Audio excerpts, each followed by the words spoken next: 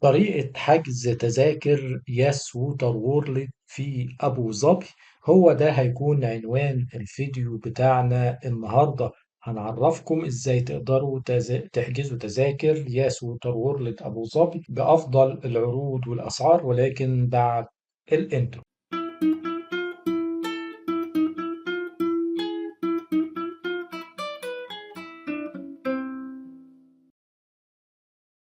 السلام عليكم ورحمة الله وبركاته، ازيكم؟ اخباركم ايه؟ ان شاء الله تكونوا بخير وفي افضل حال. اهلا بكم في فيديو جديد على قناتكم، قناة موقع مغترب اونلاين، واللي هنتعرف من خلاله على ازاي نقدر نحجز تذاكر ياس ووتر وورلد جزيرة ياس في ابو ظبي بافضل العروض والاسعار.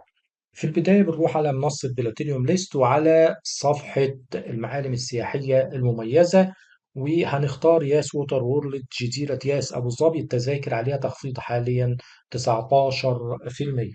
بنضغط على ياس ووتر وورلد، بتفتح لنا صفحة حجز التذاكر بالشكل اللي انتوا هتشوفوه قدام حضراتكم كده.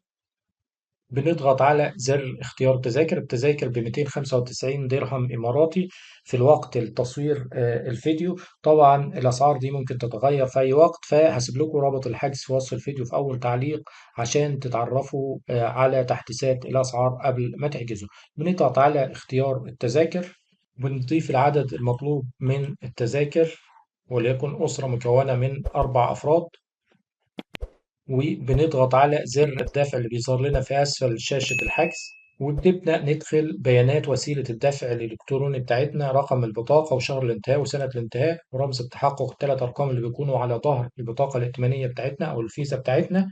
لو في ملحوظة بس صغيرة، لو احنا أول مرة نحجز من خلال موقع بلاتينيوم ليست، فبتفتح لنا قبل صفحة الدفع صفحة تسجيل الدخول. بنسجل دخول بمنتهى السهولة، يا إما بالبريد الإلكتروني بتاعنا يا إما من حسابنا في جوجل.